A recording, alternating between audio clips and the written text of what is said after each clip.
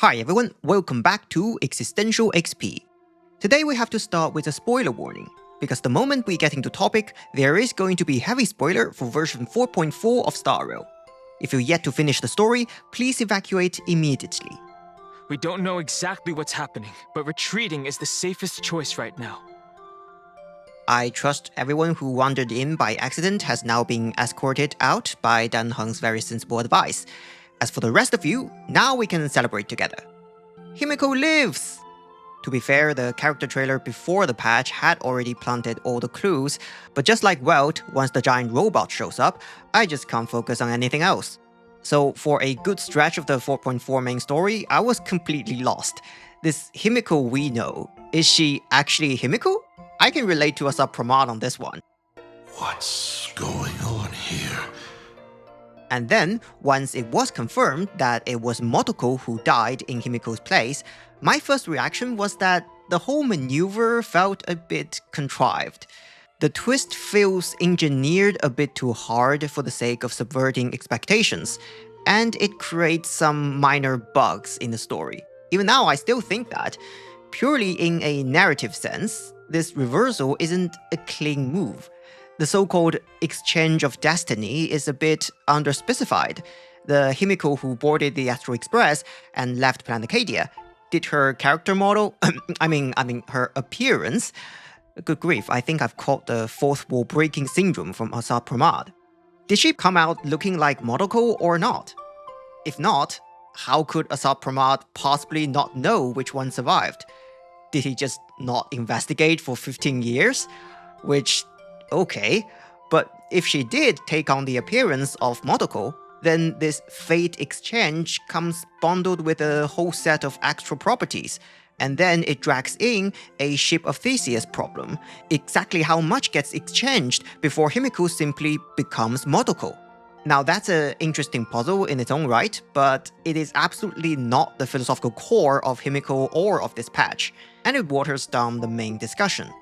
But if we choose to overlook the narrative blemishes and read the whole arc philosophically, especially if we set it against the other narrative possibility where Himeko died and Motoko boarded the Express, then it becomes clear why this reversal had to happen, and how the Trailblazer's final refusal to let Himeko sacrifice herself turns out to run much deeper than the power of friendship. More importantly, this story introduces us to a truly great philosopher, Hannah Arendt, and her book, The Human Condition. So, without further ado, let's take a closer look at the story of Himeko Nova and Asat Pramad.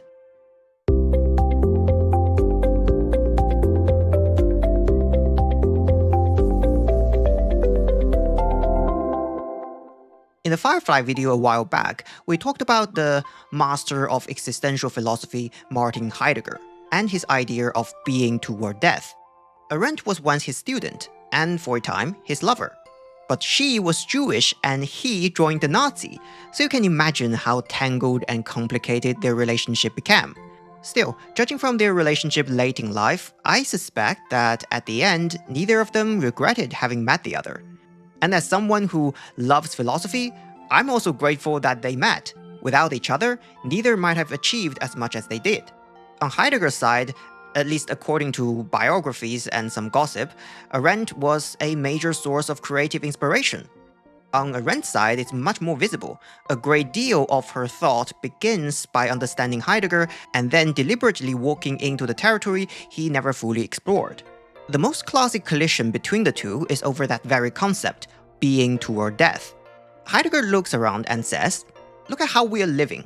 Each one of us is basically indistinguishable from everyone else." He calls this condition das Man. Every day you say, "I do this, I think that." But if this I has just unreflectively borrowed the entire worldview from other people, can it really be called a self? So how do you break out from das Man? Heidegger says, well, you can't. At least not completely. But that doesn't mean there is nothing to do about it. There is exactly one thing no one else can ever do in your place: dying. Hence, being toward death, Once you realize your death is completely your own, then it is possible for you to go backward from there and define your authentic existence. Arendt hears this and finds it deeply compelling. But then she asks, how exactly do you define your authentic existence? Death does remind you to practice authenticity, but death itself cannot help you start practicing anything. To start, you need the other end of existence, birth. Now, just like Heidegger wasn't telling us all to hurry up and die, Arendt is not saying that only newborn babies have existential worth. Her notion of birth isn't even limited to the physical event of a new individual coming out from their mother's womb. When an already existing subject takes action and forms a new connection with the world, that moment carries the same significance as being born. She calls it a second birth. The whole point of talking about birth is this. Every new subject who enters the world means the world now contains a fresh possibility of beginning something new. Arendt has a name for it.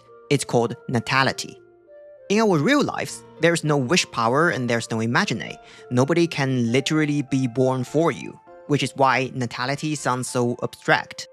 And this is exactly where fantasy stories come in. With Motoko and Himeko, Star Rail shows us what natality actually looks like. Originally, Himeko created Motoko for one purpose, to board the Astral Express in her stead, to live in Himeko's place. The young Himeko understood the imminence of death with perfect clarity, and yet we cannot call that decision a practice of authenticity. There may be no imagine in reality, but doesn't something very similar show up in certain parents? They see the finitude of their own lives, and then they deposit the wish to overcome that finitude into their children, transferring the burden of existence onto their kids in the name of love and hope. Being toward death gives you a diagnostic for authenticity versus inauthenticity, but in on itself, it doesn't explain how a person who has faced death with open eyes acquires the capacity to begin a new life. To be fair, Heidegger does have a rather complete theoretical framework of his own. It's just not contained in the phrase being toward death. But he's not today's protagonist. The metaphors and imagery of this patch clearly points to Arendt, so that's who we'll talk about today. And if you want to see Star Rail talk about Heidegger, you can go watch my video on Firefly. Anyway, Motoko defies Himeko's intentions and makes a wish of her own. She exchanged their destinies. She goes to die in Himeko's place. Himeko's death gets delayed, and through that, she gains the chance to practice what Arendt means by natality. On the surface, what Motoko gives her is the continuation of life. But that's not the core of it. It's not as if Himeko became immortal. Her life is still finite. She is still a being toward death. What Motoko really gives her is the capacity to begin a life that is her own, the capacity to set out on her own path. In the original Chinese text, the new form of Himeko is called 起行, which literally means setting out. I have zero doubt that Arendt's natality is where the intended meaning comes from. The English localization went with Himeko Nova, which leans on the concept of newness. It's slightly different. The Chinese version emphasizes the start of motion, that step from stillness into movement. I suppose a fair translation is Himeko Go, but I guess Nintendo's lawyers are watching. Jokes aside, this reversal of destiny carries 3 extra layers of philosophical meaning. First, for Motoko herself, she too practiced her own natality. As we just said, natality isn't about the event of birth itself, but about the new possibilities a new subject brings into the world. If Motoko had simply lived on in Himeko's place, she would merely have been continuing an inheritance.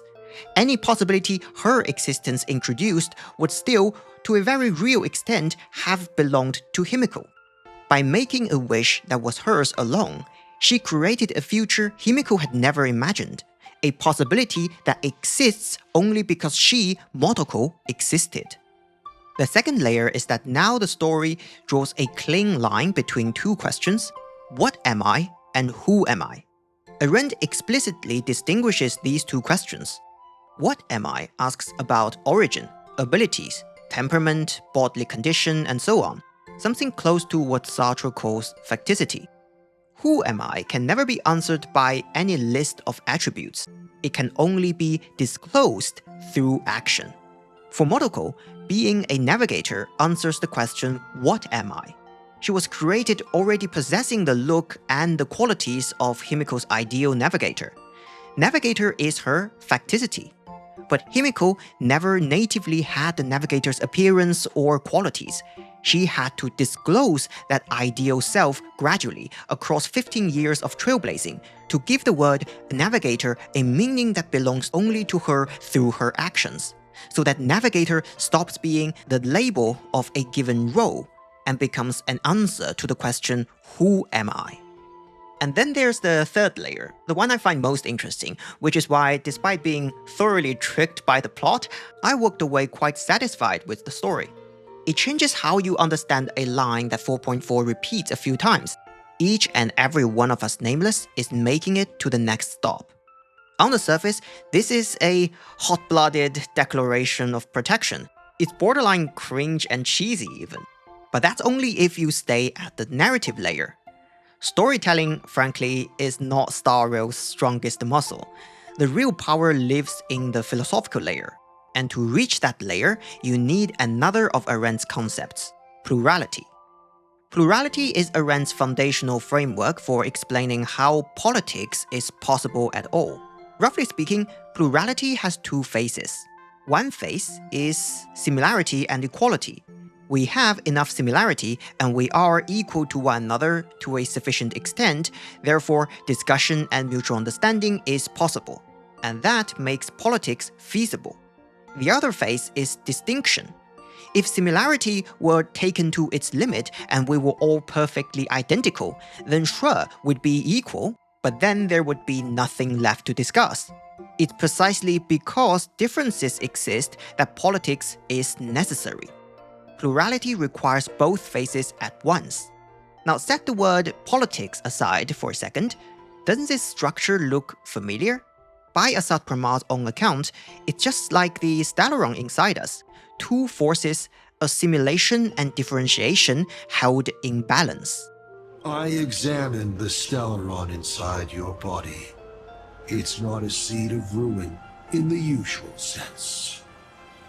It was a seed bestowed on you by Shipe, yet branded with the imprint of the trailblaze.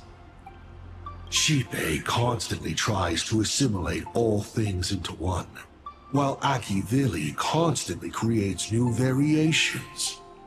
These two forces repel each other, but in your body they have achieved a dangerous equilibrium. Here, the trailblaze manifests as the force of differentiation. In a world without difference, any individual can be replaced by any other. The moment difference arises, individuals start to display irreplaceability. And the exchange of destiny between Motoko and Himeko is at its core a rejection of replaceability. Think about it, if the one who survived back then had been Motoko, the story would have conceded that Himeko could be replaced by Motoko, and that concession contradicts the navigator's ideal and the entire logic of the trailblaze. But if I left you behind to travel the stars alone, I wouldn't be the ideal navigator we talked about. Motoko wished for their fates to be exchanged.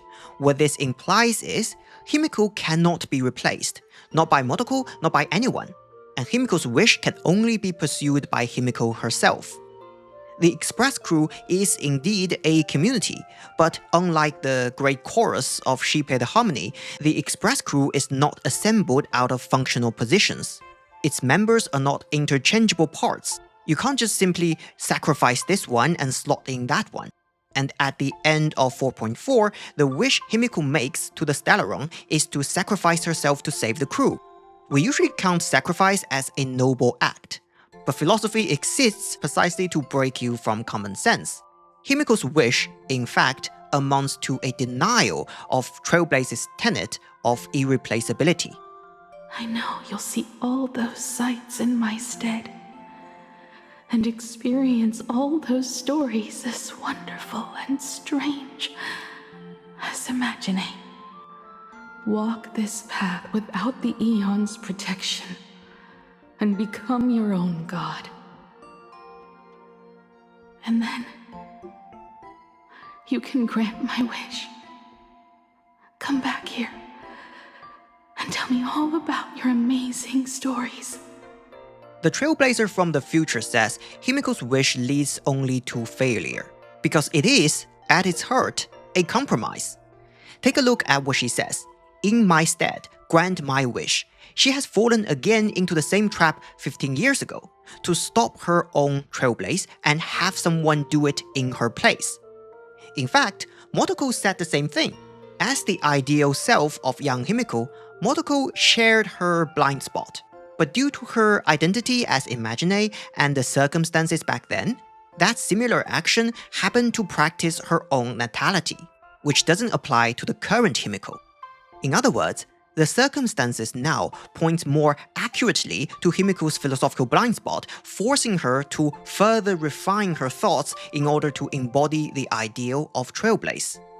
Both are sacrifices, and yet Motoko's sacrifice back then and the sacrifice Himeko nearly made this time are different in kind.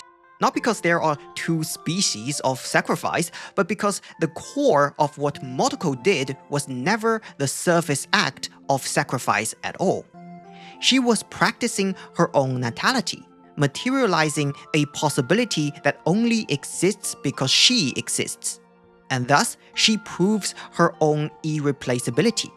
But she cannot prove Himeko's irreplaceability. That requires her to practice her own natality. And that is exactly where Himeko initially failed at the end of 4.4. That is how the Trailblazer saves Himeko, not by wishing for immense power to protect her, but by reaffirming Trailblaze's tenet of irreplaceability and reminding her to practice her own natality. Each and every one of us nameless is making it to the next stop. And therefore, Himeko gains a new form, because she has taken another step on the path of Trailblaze. This is not a magical girl transformation by Deus Ex Machina, but a manifestation of the power to begin.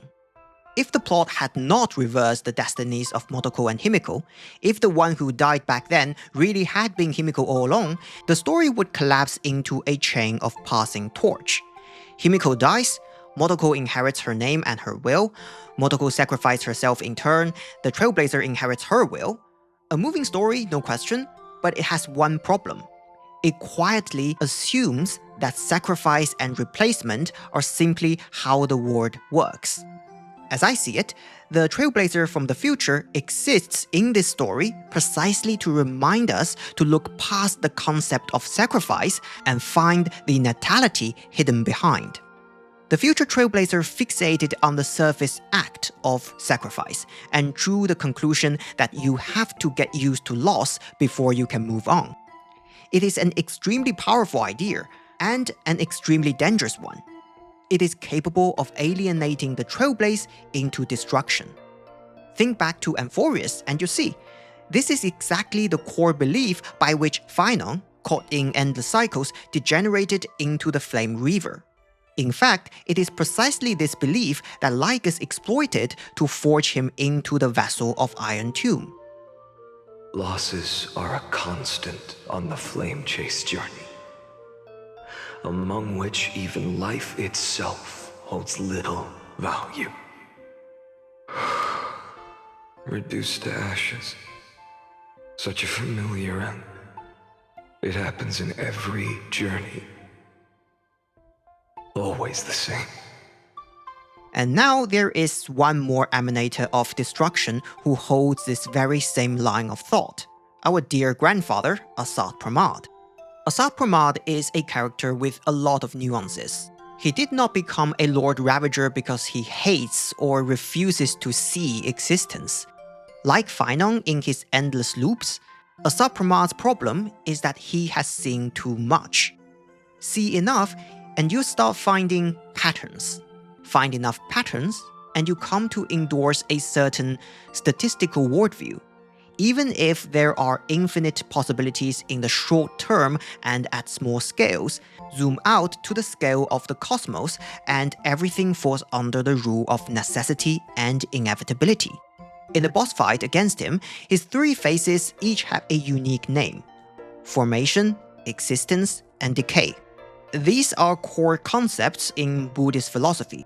Broadly speaking, Buddhism rejects the idea that things possess fixed, immutable essences.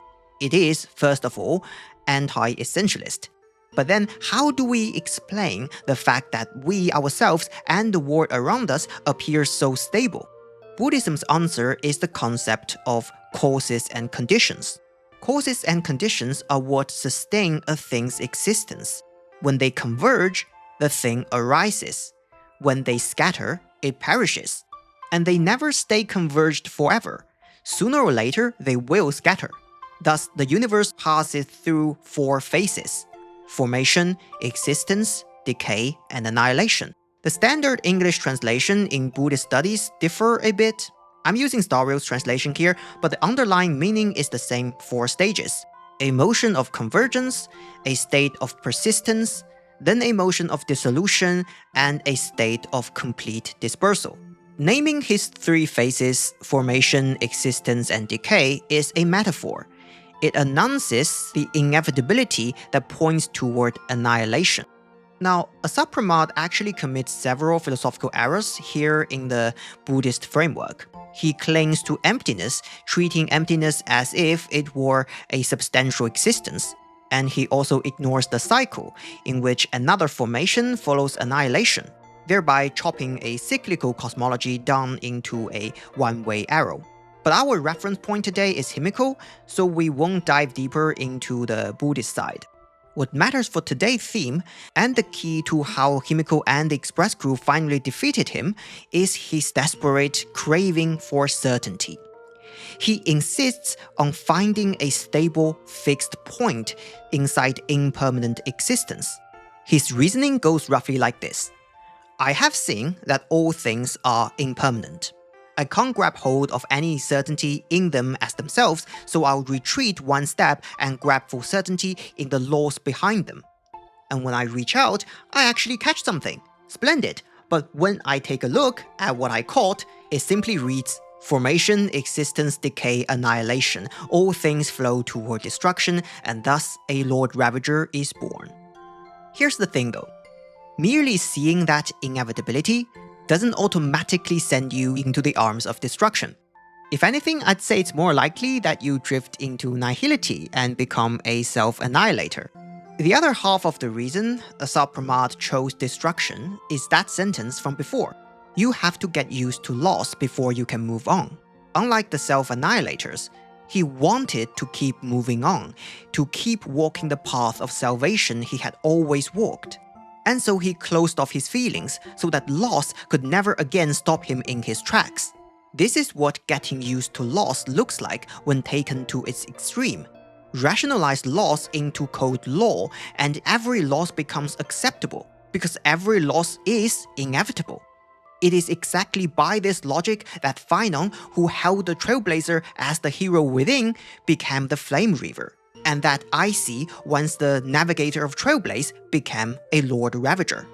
The moment you get used to loss, you're no longer walking the path of Trailblaze. The Trailblaze's creed is to explore, understand, establish, and connect. But once you close off your feelings and get used to loss, building connections is no longer possible. It reminds me of Bertrand Russell's critique of the Stoics, that there is a coldness in them, that not only the bad passions are condemned, but all passions. Russell's reading of the Stoics is debatable, but it's quite accurate as a description of Asat Pramad's condition. The problem is, if you don't suffer deeply when your wife or your child dies, then neither will you smile at your wedding or at your child's birth. Asat Pramad's tragedy is PTSD on a cosmic scale. He has lost too much, so he forced himself to go numb to loss. And in that process, he lost something more: the courage to take any constructive action at all. Now, the word action in Arendt is a term with very particular meaning. In the human condition, she divides the active life of human beings into 3 categories: labor, work, and action. The active life, the vida activa, can be loosely understood as practical life, in contrast with the contemplative life of thinking, willing, judging, and so on. But that distinction isn't crucial for us today. What is crucial is that here, labor and work don't mean what they conventionally mean in the modern vocabulary, and the difference deserves our attention. They may look odd at first glance, but I think they're actually quite easy to understand once you let go of modern stereotypes. The clearest distinction lie in their purpose and their shape in time. The purpose of labor is to sustain life, and it's cyclical in time, repeating without end. Cooking, for instance, making today's dinner doesn't exempt you from making tomorrow's. In modern society, we say every morning we go to work, but in Arendt's terms, that is largely labor as well. Clocking in day after day, around and around, to earn the wages that keep you alive. At the level of labor, human beings really aren't so different from the other animals. It's just our forms of labor are sometimes more elaborate. The purpose of work is to fabricate things that endure, and it's linear in time, having a definitive beginning and a definitive end. A carpenter builds a table, an architect designs a house, an author writes a book. These products aren't consumed on the spot the way food is. They have a certain permanence, and they go on existing after their maker walks away. Work exceeds in form anything other animals can achieve, but like labor, it is defined by explicit purpose. And for that reason, it tends to treat everything as a means. The lumber and the tools are means to the table. The table becomes a means to dinner or to paperwork. Follow that road far enough, and one day you'll find yourself agonizing like Lygus over the so-called prime mover of life, the ultimate purpose of existence, and then you throw yourself into destruction. The antidote to all this is the 3rd category of active life: action. Action can no longer be reduced to its purpose. It is grounded in plurality and natality. It is the opening of new possibilities together with others. And a note here, from this point on, whenever I say the word action, I mean it strictly in Arendt's sense. Please keep it separate from the broad everyday sense of the word. Now, unlike work, which is linear and runs from a beginning to an end, action has no fixed endpoint in time. For Arendt, action is the true embodiment of human freedom, because action transcends necessity. But let's pause on that word, necessity. When Arendt says action transcends necessity, she does not mean that action is exempt from the laws of nature, that by sheer willpower I can violate logic and overcome physics. It's easier to see if we distinguish the meaning of has to in these 2 sentences. Socrates is a man, therefore he has to die. Socrates infuriated the Athenians, therefore he has to die. What Asat Pramad saw was the first kind of necessity. Formation, existence, decay, annihilation, it is governed by nature and logic, and it still holds. Everyone dies. However Socrates dies, die he will. But hidden inside the 2nd kind of has to is a whole web of individual and collective actions. The Athenians' collective action of deciding to execute Socrates, Socrates' own action of refusing to flee, and so on. It becomes an inevitable outcome only on the basis of those actions having happened. The 2 types of necessity are different. It's just sometimes our language smears the 2 together. Arendt's word is action, so the one who takes the action is an actor. And this is one of those moments where I am so happy for doing the analysis in English, because there is a perfect and interesting double meaning here. Asat Pramad also considers himself an actor, in the other sense of the word, playing a role. Life is like this. One chance journey after another. One win after another. playing someone's father, becoming someone's friend, and at times, someone's lover. Asat Pramad describes the human way of existing as performance, stepping into identities that were never yours to begin with. Factually speaking, he is a fake Ryusuke, just like Motoko is a fake Himeko. And yet, the two of them take completely opposite ethical stances toward the act of performing. Motoko knows full well that she is an imaginated ideal navigator, but she willingly accepts the moral obligations that come with the role. She never hides behind the perfectly available excuse of "I'm just an imagine" to escape responsibility. Instead, she considers, since I am the ideal Himeko, I cannot abandon the real Himeko and claim for myself the future she longs for. She turns a fictional identity into a real moral subject. And together with Himeko, she takes action, in Arendt's full sense of the word. Asat Pramad, by contrast, keeps insisting that he's merely playing roles. He hides behind the mask and refuses every moral constraint. You could read this as him evading responsibility, but I think the absence of responsibility is the consequence, not the aim. What he is truly evading is action itself. There is a detail in the story that I love. 15 years ago, when Himeko restarted the Astral Express, Asat Pramad could easily have dragged her back down. But he didn't. He admits he doesn't understand why he let her go. But then, he rationalizes that decision and tries to repackage it as a more sophisticated form of destruction. A few weeks ago, Himeko returned to her hometown and brought you back with her. That was the moment I finally understood why I didn't shoot down the Express 15 years ago. It had nothing to do with acting as a father or trailblazing, but for a destruction that spanned 15 years, to set her on a journey to gain what was most precious, only to shatter it all in the cruelest way. If you think about it, it's quite ridiculous.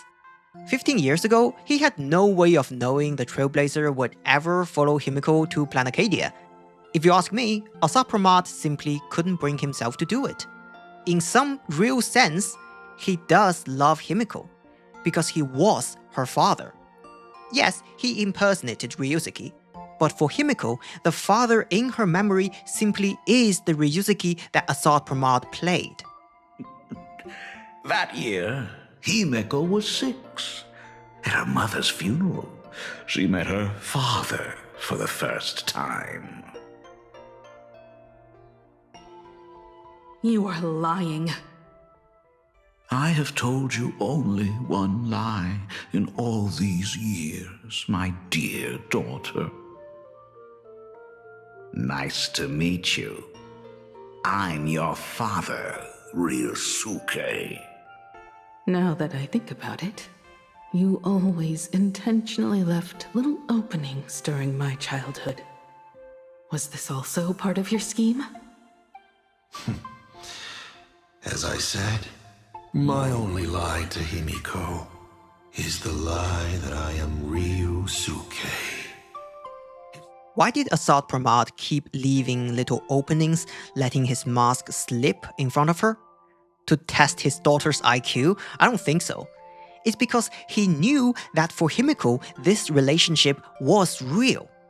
All the more reason that he had to keep reminding himself that this is only a role. Plurality, natality, none of it is real. All existence is empty. In the face of necessity and inevitability, action is impossible. And so the only thing left for us is performance, to become actor in another sense. But as Sparkle and Sparksy reminded us, a mask does not only conceal what is real. To a certain extent, it creates what is real. On a road that has already rejected essentialism, to paraphrase Camus, to a large degree, appearing creates being. In this sense, Asat Pramad simply is Himeko's father, just like he is the most elated of fools en route and is the navigator I see. He insists those were only roles he played because the Asat Pramad of today has lost the courage for constructive action that those roles stand for. So much so that even when he has, in actual fact, taken such an action once again, all he can do is denial. Himeko calling him a deserter could not be more fitting. You're just a deserter, denying the very path you walked. See how the trailblazers who came after you will walk the path you were too afraid to finish. So why did he lose the courage to take actions? This brings us back to those two kinds of necessity that language loves to confuse. One is the law no human action can transcend, another is the future defined by action. Asat Pramad mistook one for the other. Because the first kind of necessity cannot be transcended, he flatly denied the meaning of action itself. And as a result, he found himself staring at a phenomenon he could not explain. I have never understood why the seeds I planted by chance would always take root in unexpected ways. I never expected them to bear fruit, such as Graphia or Himeko. It feels like a curse. Like fate's cruelest mockery of me. Why doesn't he understand? Because with his eyes locked on necessity, he keeps telling himself that action is impossible. And yet, in fact, he has taken action. He has fostered plurality and natality, and so he cannot account for where the effects of those actions came from. For Arendt, one of the action's essential properties is precisely its unpredictability. Once an action enters the dense web of human relationships, no single person can fully control its outcome. Exactly as Asat Pramad puts it, seeds that take root in unexpected ways and bear fruit he never expected. Action is therefore both free and dangerous. Its consequences can far outrun the actor's intent. And Arendt points out, in the face of that unpredictability, human beings possess one crucial capacity as a saving grace: to make promises. A promise cannot close off the openness of the future, but it can plant a few stable anchors within the chaotic and unpredictable future. Arendt sees promising as the remedy for the unpredictability of action. By binding ourselves to one another through promises, we keep our shared life from drifting entirely loose. A promise can take two individuals who cannot walk into the future together and place them inside a shared future anyway. Motoko cannot travel with Himeko, but through a promise, she became part of Himeko's future actions. Motoko, when the Phantom moon is full again, I will be there as I have promised.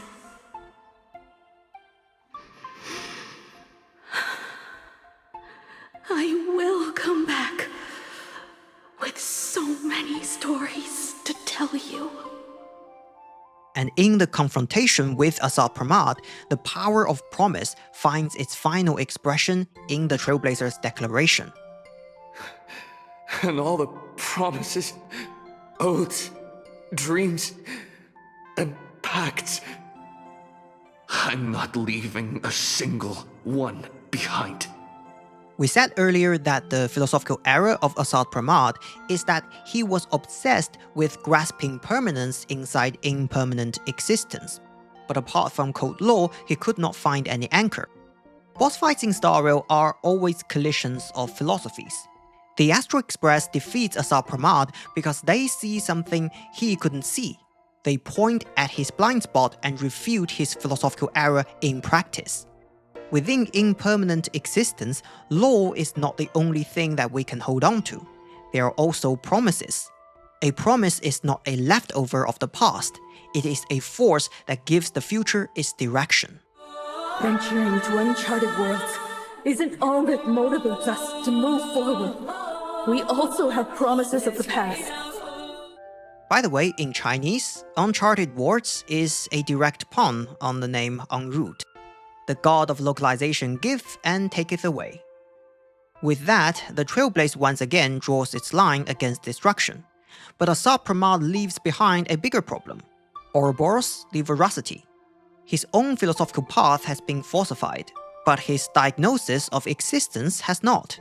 The disease of modern society that Planacadia represents has not been cured. Don't forget, Asat Pramad was always, in his own way, committed to salvation. He forced himself to become used to loss so that he could keep moving forward. In a twisted way, destruction was his prescription for saving humanity. His databank entry says, "For it is only when faced with his most vicious jests and trials that they can break free from the beastly nature he so abhors, and reveal for one fleeting moment a distinctly human brilliance, dying with dignity." Earlier when we went through Arendt's distinction between labor, work, and action, I mentioned that purely at the level of labor, human beings really aren't so different from other animals. If we content ourselves with labor alone, then human brilliance and beastly nature really become indistinguishable.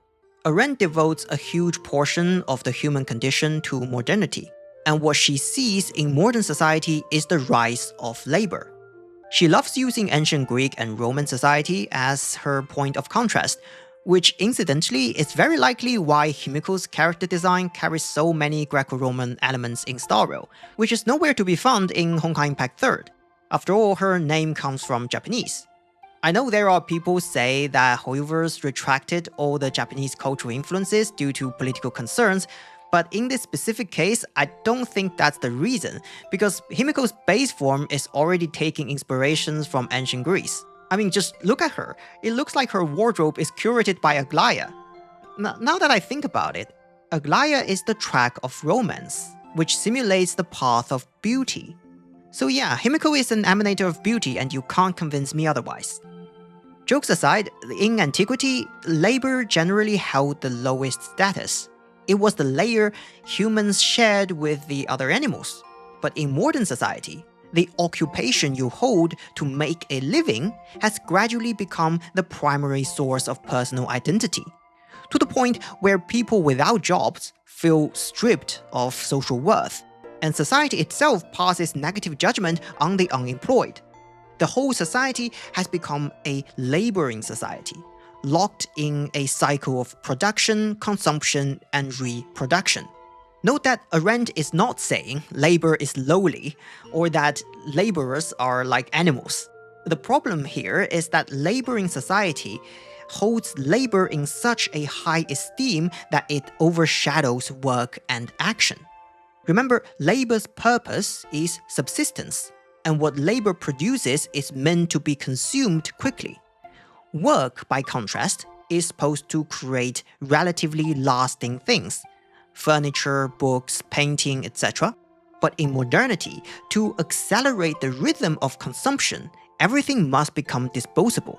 The products of work degrade into products of labor, and work itself, which ought to be a linear process with a beginning and an end, degrades into a day-after-day loop of nominal creation.